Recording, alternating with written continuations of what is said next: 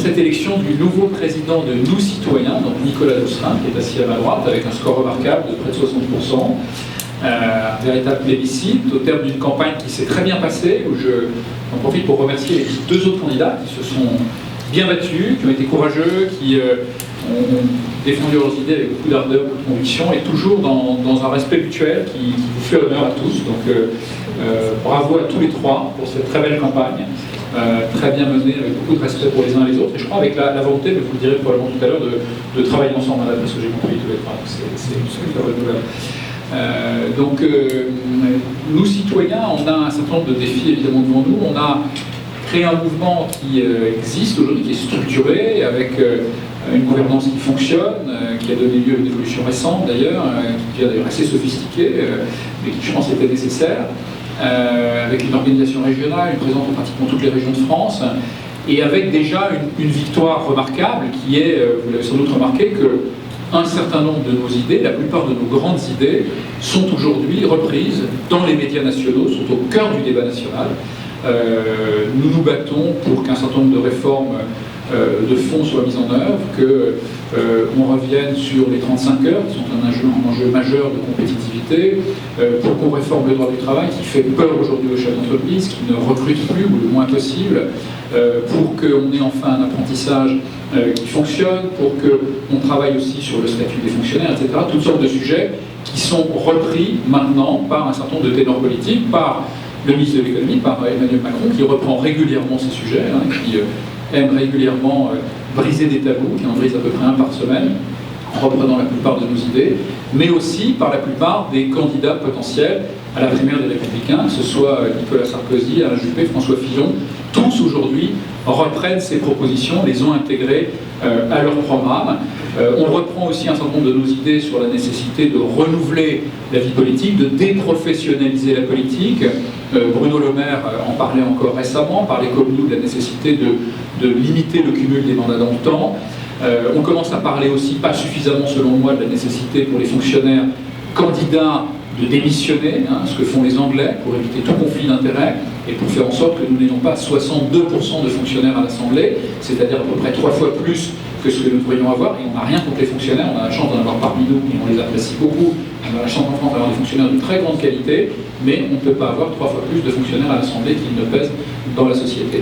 Il y a une surreprésentation qui, après, engendre un certain nombre de comportements et de décisions qui ne sont pas forcément adaptés. Donc tous ces sujets commencent à être repris, et c'est une très bonne chose, c'est la grande victoire de nos citoyens.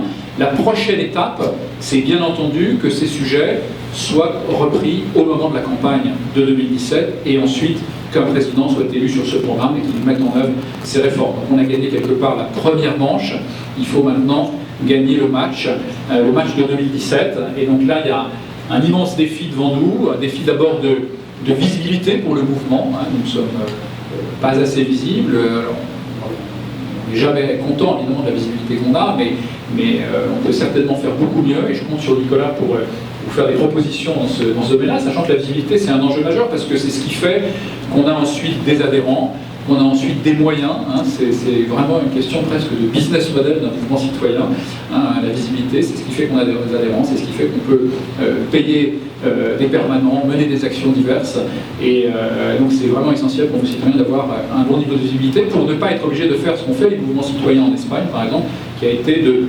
développer leur propre média, leur propre web TV, qui est évidemment un parcours beaucoup plus compliqué et beaucoup plus long. Donc je compte sur les journalistes et ceux ici présents pour nous donner cette visibilité. Je pense qu'on la mérite, et je pense que ce qu'on a fait jusque-là prouve qu'un mouvement comme le nôtre est absolument nécessaire pour permettre à notre pays de se réformer et pour éviter que les populistes continuent à gagner du terrain. Rappelez-vous qu'on a créé ce mouvement parce qu'on était terriblement frustrés de voir que beaucoup de Français aujourd'hui ne voyaient comme échappatoire que le vote Front National. Donc on a essayé de proposer une offre différente pour tous les frustrés de la politique, pour tous ceux qui n'en pouvaient plus des vieux partis, de façon à ce qu'ils n'aillent pas au Front National, mais vers une offre un peu différente et un peu plus positive, je pense. Donc bel enjeu de visibilité pour toi, Nicolas, dans les mois et les années qui viennent, dans les 2 ans qui viennent, puisque tu as pris un mandat de 2 ans.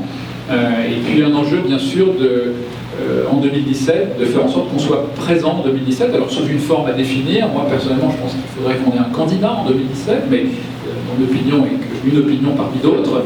Et après, ça sera aux adhérents d'en décider, et bien sûr de trouver le candidat idoine, qui soit en phase avec notre ADN. Je pense qu'en ayant un candidat, on pourra peser beaucoup plus, sachant qu'on a fondé ce mouvement pour avoir un impact en 2017. Moi, je l'ai dit le premier jour, lors de l'appel au réveil citoyen chez Thomas Soto sur Europe 1 en octobre 2013, on a fondé ce mouvement pour, en 2017, ne pas avoir une présidentielle pour rien, comme en 2012, où on nous a parlé de toutes sortes de sujets périphériques, si vous vous en souvenez encore, de viande halal, de coût du permis de conduire, et puis on a sorti tous les boucs émissaires possibles et imaginables sur les raisons pour lesquelles le pays est confronté à des difficultés, et en particulier à la difficulté numéro 1 pour tous les Français, qui est le chômage de masse. Les raisons, c'était l'euro, vous vous souvenez probablement, c'était la faute à l'euro, c'était la faute aux Allemands, à Merkel, aux Chinois, aux étrangers et accessoirement aux riches, donc à deux minorités, faciles à cibler, deux superbes boucs émissaires. Mais ça n'était jamais à notre faute à nous Français. On n'avait rien à changer, rien à réformer, circuler, il n'y avait rien à réformer. On ne veut surtout pas de ça en 2017. On sait tous, quand on est un tout petit peu informé sur la situation du pays, que si on est dans cette situation aujourd'hui, c'est parce qu'on a une surdépense totalement non maîtrisée, c'est parce qu'on a toutes sortes de sujets que j'ai égrenés tout à l'heure en matière économique qui font qu'aujourd'hui le pays ne sait plus créer d'emplois, ne crée plus d'emplois et ne fait qu'en détruire. Et donc quand on a un tout petit peu de connaissance de l'économie, on sait ce qu'il faut faire, on sait ce qui marche ailleurs, on sait ce qui a été fait ailleurs, il faut simplement avoir le courage de le dire, le courage d'en parler, le courage de le convaincre. Donc il faut faire ce travail et il faut pour cela essayer d'avoir un impact en 2017 pour que nous n'ayons pas comme en 2012 une présidentielle. Et là je fais confiance aussi à Nicolas pour nous faire des propositions avec le reste de l'équipe dirigeante pour en 2017 avoir une vraie campagne, avoir un certain nombre de réformes qui soient proposées et un candidat qui porte ces réformes, qui soit élu et qui les mette en œuvre. Merci.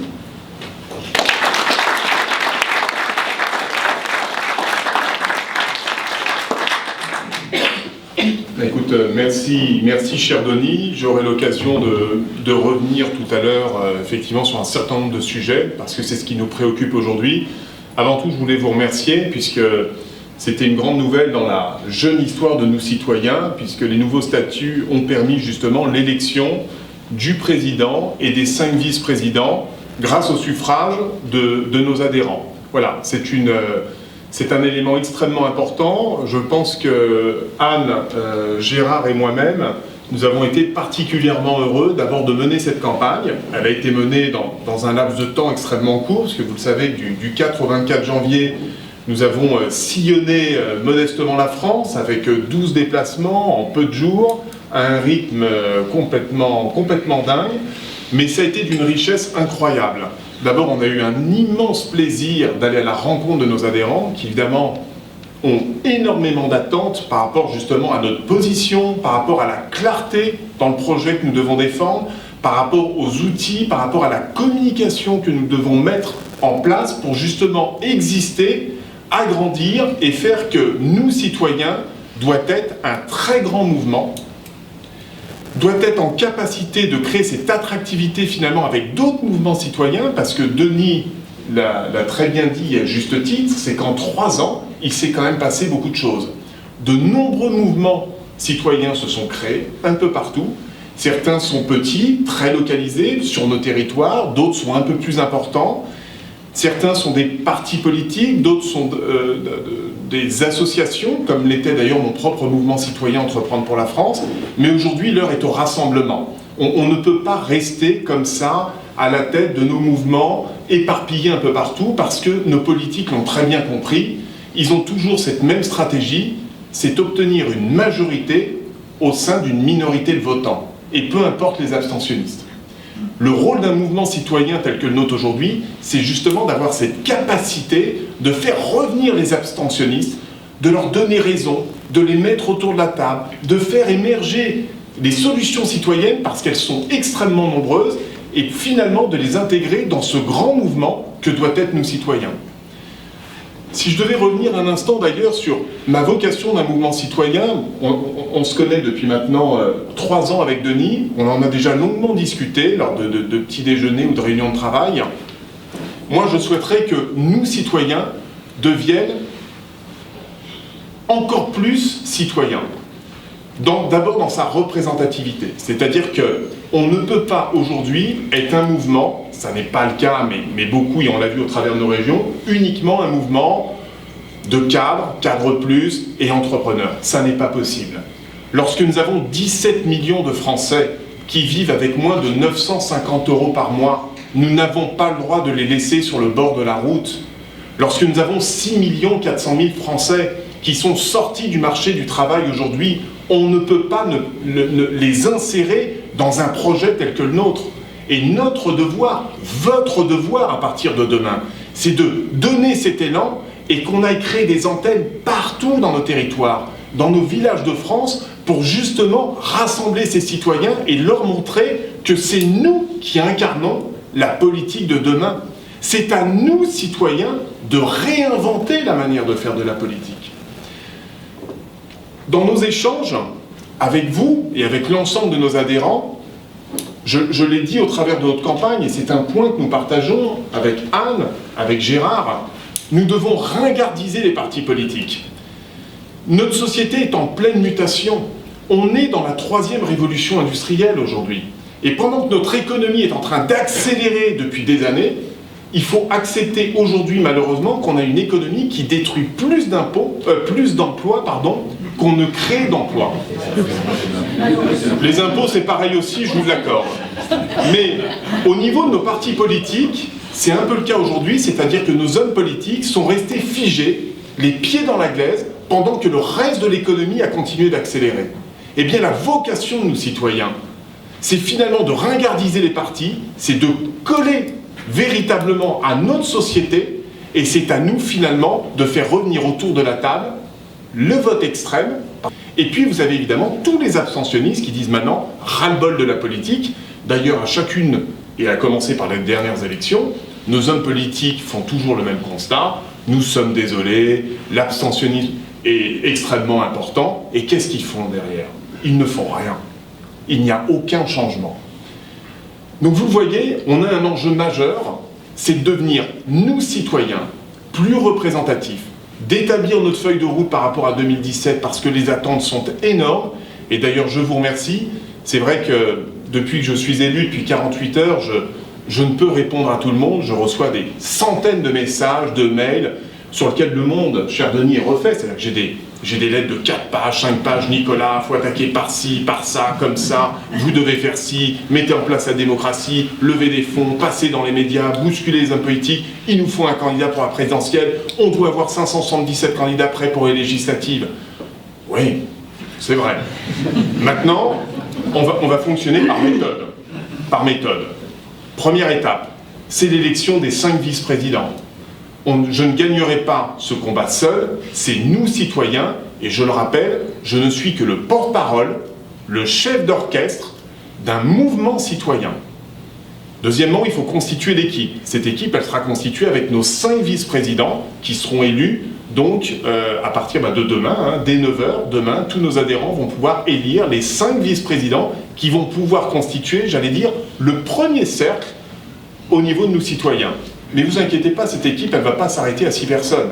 Parce que si on croit que nous allons renverser la table et être fin prêt pour 2017 avec 6 personnes, il va falloir qu'on constitue une équipe beaucoup plus importante. Et donc, je vais organiser avec Gérard, Anne et l'ensemble des principaux responsables un séminaire dans les 3 semaines qui viennent, il sera fait au mois de février, où nous allons nous réunir pendant 2 jours et où nous allons travailler conformément à ce que vient de préciser Denis sur la feuille de route, les objectifs et les moyens pour y parvenir. Voilà. Ce qui veut dire que début mars, nous aurons une feuille de route cette dernière sera clairement établie. Bien évidemment, nous informerons nos adhérents et nous mettrons en place tout ce qu'il faut parce que le pouvoir de décision sur le choix de l'homme ou de la femme capable d'incarner et de défendre notre projet, sur le choix de la politique, de ce que nous devons mener pour les législatives, sur le choix de notre projet que j'ai présenté à travers un certain nombre de meetings. Moi, je propose de rassembler notre projet autour de 4 grands défis. C'est une idée que je lance. C'est vous qui validerez ces actions. Il faut qu'on rende notre projet politique plus simple il faut qu'on le rende compréhensible de tous. On ne peut pas envoyer comme ça, comme l'a fait le président Hollande, une liste de 62 ou 200 mesures. On n'y comprend rien, c'est illisible. Moi, j'ai proposé 4 pistes de réflexion, 4 grands piliers. D'abord, un État moderne, un État stratège, un État centré sur ses missions régaliennes. C'est un des 4 piliers. L'exemplarité des élus, je ne reviendrai pas sur ce qu'a dit Denis, notamment sur moins d'élus, le retour, par exemple, en idée du septennat à mandat unique pour imposer au président de la République de travailler sur la durée. Toutes ces pistes doivent être centrées sur ce pilier-là. Il y a un deuxième pilier majeur, c'est propulser la France dans la 3e révolution industrielle. On tournera évidemment sur tous les sujets liés à l'économie, à la fiscalité, qui doit être incitative et non confiscatoire, comme elle l'est aujourd'hui. Il y a un 3e grand pilier qui me semble majeur, c'est autour de la jeunesse, parce que la jeunesse incarne notre avenir. Ce sont nos hommes et nos femmes politiques de demain, ce sont nos ouvriers, ce sont nos entrepreneurs, ce sont nos bénévoles, ce sont tous les acteurs de notre économie.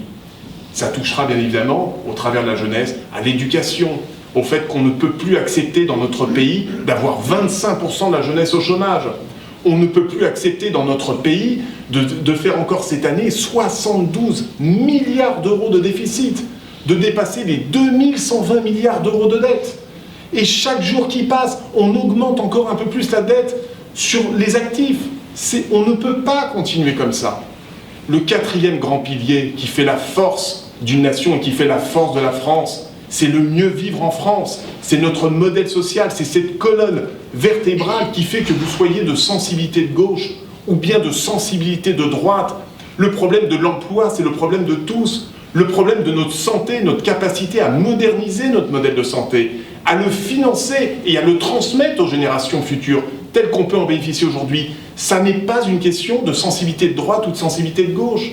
Le lien intergénérationnel aujourd'hui, c'est une affaire de tous. Donc vous le voyez, nous avons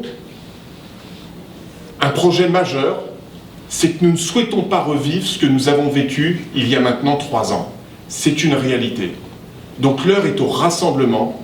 Je préconise qu'on se rassemble autour d'une ligne qui doit être pour moi sociale pour l'homme, libérale pour l'entreprise et allez, écologique pour tous. L'écologie d'ailleurs doit être dans chacun de ces piliers. Voilà la ligne directrice, voilà le projet.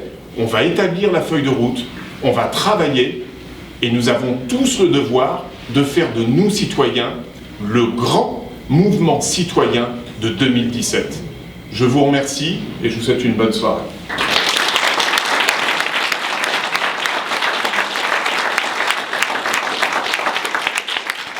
C'est bon, hein. Le choix des électeurs est excellent. J'ai juste un tout petit point auquel a fait allusion Nicolas, et je passerai la parole après à Anne et à Gérard. Il a fait allusion au fait qu'on se connaissait depuis longtemps, c'est vrai, je ne l'ai pas dit, et c'est important de le rappeler. On a démarré à peu près au même moment avec Nicolas, sans se connaître d'ailleurs du tout, et puis on s'est retourné, on s'est dit, mais on fait exactement la même chose, on a exactement les mêmes idées, et donc l'idée de faire quelque chose ensemble, en fait, a démarré il y a déjà assez longtemps, et cette élection a permis de le concrétiser. Et vous avez remarqué qu'il a des convictions très fortes sur un sujet qui est important pour nous, qu'il a été depuis le début. Nous, on a parlé de réconcilier solidarité et prospérité. Il faut marcher sur 2 jambes. La prospérité, c'est important, mais il doit y avoir aussi une vraie solidarité, une solidarité responsable, pas irresponsable comme elle l'est souvent aujourd'hui, pas déresponsabilisante. Bon, lui, il l'exprime différemment, de façon plus marketing, de façon sympa aussi, hein, libéral pour l'entreprise et social pour l'homme, c'est ça. Et écologique pour tout. Et écologique pour tout ça, je pense que j'y tiens aussi beaucoup. Donc tout ça pour dire qu'il a vraiment l'ADN du citoyen et que je suis vraiment enchanté du choix des électeurs. Voilà. Merci. Anne, c'est ton tour.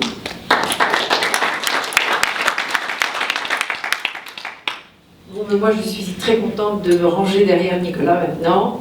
Je pense qu'on va pouvoir continuer à travailler ensemble. Ce road trip nous a rapprochés tous les 3, hein, on a beaucoup ri.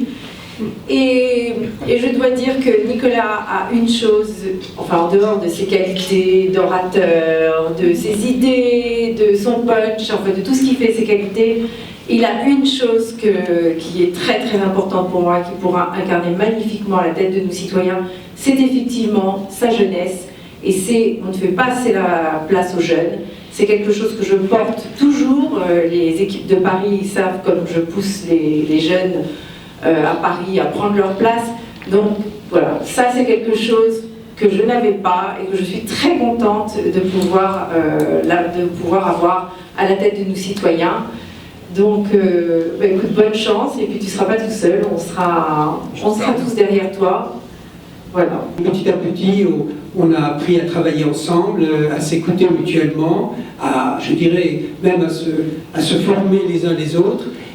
Et c'est avec un grand plaisir que aujourd'hui je vois Nicolas donc président, et dans la mesure du possible, si je peux apporter une petite contribution, j'essaierai de l'accompagner le mieux possible en fonction de mon expérience, de mon vécu d'homme de communication, d'homme d'entreprise, et puis aussi d'homme qui a mené aussi un certain nombre de combats politiques au sens citoyen du mot. Voilà. Alors Nicolas, moi je te souhaite une très très bonne chance. Je trouve que tu as bien changé au cours de ces 15 derniers jours, que tu as beaucoup appris. C'est vrai. Non mais c'est vrai, j'ai beaucoup apprécié comment petit à petit tu as pris l'habit, parce que le problème c'est de prendre l'habit du président, hein, et tu l'as pris progressivement. Et maintenant je trouve, j'ai vu tout à l'heure ta dernière vidéo que tu as fait apparemment sans prompteur, qui est maintenant sur YouTube, et je trouve que maintenant tu as bien l'habit du président, et donc je te souhaite une longue, belle carrière de président. Merci.